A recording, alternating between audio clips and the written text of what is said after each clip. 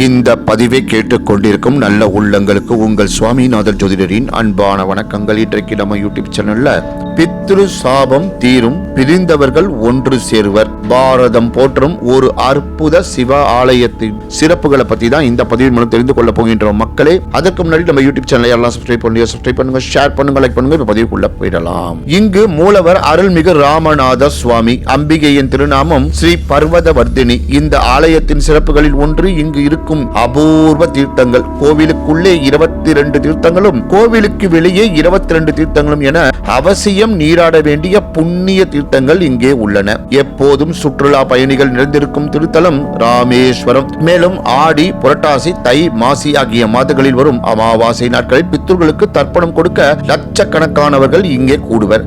அப்படிப்பட்ட பரபரப்பான தலத்தில் எப்படி முறையாக தரிசனம் செய்வது என்பது குறித்து இந்த பதிவின் மூலம் தெரிந்து கொள்ளலாம் மக்களே.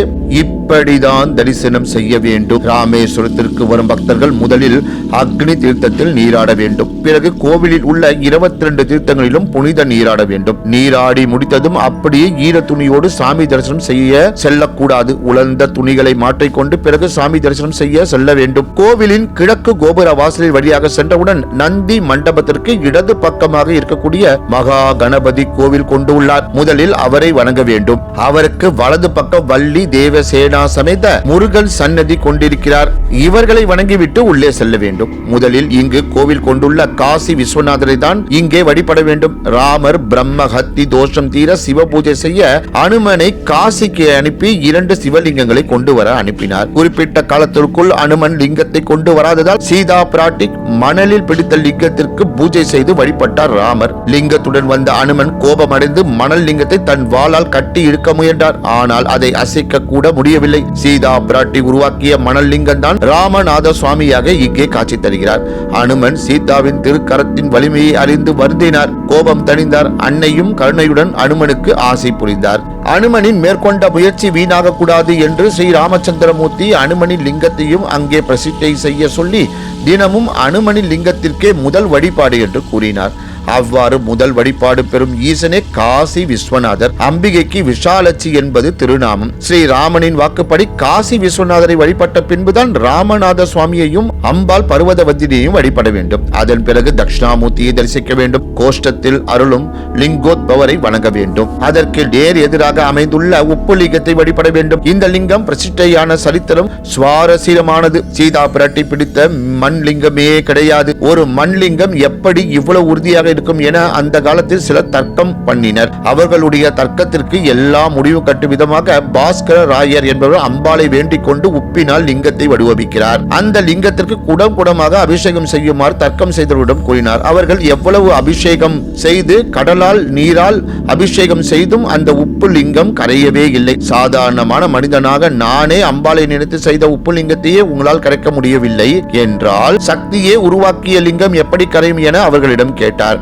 அவர்கள் தங்கள் பிழையை அறிந்து வருந்தி அவரிடம் மன்னிப்பு கேட்டனர். அவ்வாறு பாஸ்கர ராயர் உருவாக்கிய உப்புலிங்கத்தை வணங்க வேண்டும். தர்பார் மண்டபத்துக்குள் பிரதட்சணமாக வந்து கல்யாண சுந்தரேஸ்வரரை வழிபட்டுவிட்டு அம்பாளை தரிசனம் செய்து சன்னதியை சுற்றி வந்து பந்தான சௌபாக்கிய விநாயகரை வணங்க வேண்டும். அதன் பின்னர் முக்கியமாக இங்கே தரிசிக்க வேண்டியவர் பள்ளி கொண்ட பெருமாள்.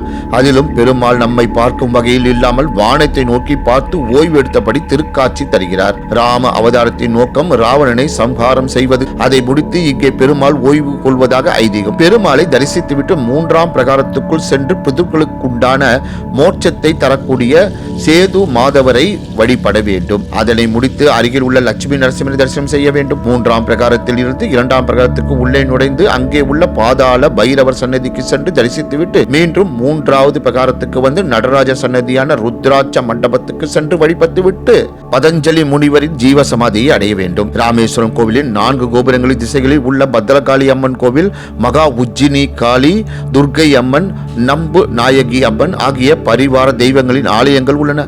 அவற்றையும் தரிசித்தால் மிகுந்த பலன்கள் கிடைக்கும். தினமும் காலை 4:30 மணிக்கு நடை திறக்கப்பட்டு மதியம் 1 மணிக்கு உச்சிக்காலை பூஜை முடித்த பிறகு சாத்தப்படும். பின்னர் 3 மணிக்கு மீண்டும் நடை திறக்கப்பட்டு இரவு பள்ளி அறை பூஜை முடிந்து 8:30 மணிக்கு கோவில் நடை சாத்தப்படும். வாழ்வில் ஒரு முறையேனும் ராமேஸ்வரம் சென்று நம் முன்னோர்களை நினைத்து சமுத்திரத்தில் புனித நீராடி ராமநாத சுவாமியை வழிபட்டால் பித்ரு தோஷங்கள் அனைத்தும் நீங்கும்.